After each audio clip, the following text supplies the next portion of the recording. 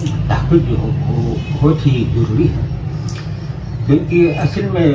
बात यह है, मसलन आप चश्मे को ले लें, जहाँ से चश्मा निकलता है तो वहाँ पानी साफ सुथरा होता है, और जितना चश्मे का पानी दूर होता जाता है, रास्ते में उनके ऐसा होते जाते हैं, कहीं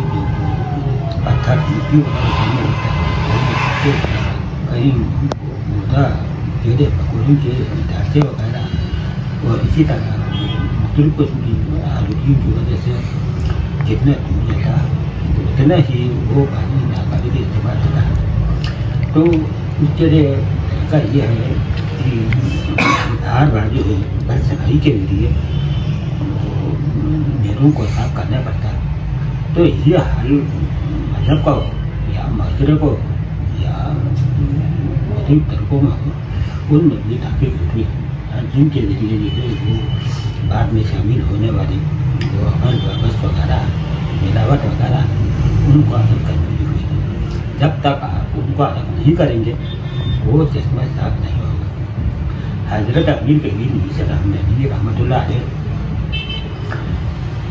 हकीकत ईमान में फरमाते हैं, किसी जगह कोई चश्मा है और वो चश्मा जो है वो हो सकता है वो चश्मा बंद हो, और वो चश्मा क्यों बंद होता है, वो इसलिए बंद होता है या तो यहाँ पर कोई चश्मे का दाना किसी चीज़ की वजह से वो बंद हो जाए, या जहाँ से चश्मे का पानी आता है उन मकामात पर कोई दबाव हो, उस दबाव की वजह से वो पानी आने वाला शोरा वो बंद हो जाए। और ये भी हो सकता है बाहर से मुख्तलिफ चीज़ें जो वो चश्मे में गिर जाए, और चश्मे जो वो चश्मे के साथ यकीनन कोई छोटा या बड़ा होज जो होता है, तो वो होज जो वो मुख्तलिफ किस्म के द्वारा कर मुख्तलिफ किस्म के वो आलूगी की वजह से वो बढ़ गया। तो जब तक आप वो सबसे पहले जो वो एक अच्छा लायक मिस्त्री या माहिर को आपको तलब करने पड़ेगा। वो माहिर उसका अच्छी तरह जायजा लेगा, जायजा लेने के बाद वो देखेगा कि ये उसको क्या ये चश्मा जो बना है, तो सबसे पहले जो वो रोज को साफ करेगा, उसमें बाहर से आने वाली मुख्तलिफ चीज़ों को बाहर निकालेगा। अगर चश्मा जारी हुआ तो ठीक है, अगर चश्मा जारी नहीं हुआ तो फिर वो चश्मे के रास्तों को देखेगा कि किस जगह पर वो चश्मे का पानी आने वाला पूरा जो बन रहा है। तो इस तरह वो मिट्टी जो वो उस चौरा को खोदेगा, खोदने के बाद वो भर जाएगा, और भरने के बाद कोई हमारा पानी निकाल कर तब काफ़ी इस्तेमाल होगा। तो ये हाल हमारी मामला का है। तो मुख्तलिफ खासतौर पर अगर मजहबी मामला हो तो उसूल ये है कि असल में जो मुख्तलिफ किस्म के अकाई उसूल मसाइल वगैरह किताबों में मुदरज होता है, वो किताबों और उसी के मुताबिक वो कोई मजहब या कोई फिरका चल पड़ता है, और बाद में उसमें मुख्तलिफ किस्म के बादशाह, मुख्तलिफ किस्म के सरदार, मुख्तलिफ किस्म के पीर, मुख्तलिफ के फकीर, इस किस्म के लोग है ना, उसमें कोई न कोई चीज़ उसमें शामिल करते चले जाते हैं। तो उन बाद में जो अनासिर मुख्तलिफ चीज़ों उसमें शामिल कर लेते हैं, अगर उनको साफ न करें तो फिर बाद में उनको बाद में जो ये बाकायदा हकीकत बन जाते हैं। हकीकत बनने के बाद जो उनको अलग करना बिल्कुल मुमकिन नहीं होता। मसलन मैं आपको एक मिसाल बताता हूँ। वो मिसाल ये है कि आज से 5-6 साल पहले हमारे मातमी मजालिस में वो सफ़ेद रंग की पट्टी है, सफ़ेद रंग की पट्टी या सफ़ेद रंग का रुमाल गले में डालने का कोई रिवाज नहीं था। जब वो अभी पीरज़ादा सईद शमसुद्दीन साहब वो हैदराबाद से यहाँ आया, मुस्तकिल तौर पर यहाँ आया, तो वो अपने साथ ये चीज़ ला। हाँ, ये चीज़ लाने के बाद आप वो मालूम की मजालिस में आप देखें तकरीबन आधे लोग जो हो वो पति को गले में बांध लेते हैं। मेरी पेशेंट को ये है, अगर उसको सही साहब ये कहा है कि ये अरब ममालिक में इराक में ये तादाद की निशानी है, अगर वो ये क्या कर राहत कर ले तो मामला उसी पर खत्म हो जाता है। फिर तादाद लोग ये इस्तेमाल करेंगे, अगर सही साहब ये वजाहत न करे, खामोश रहा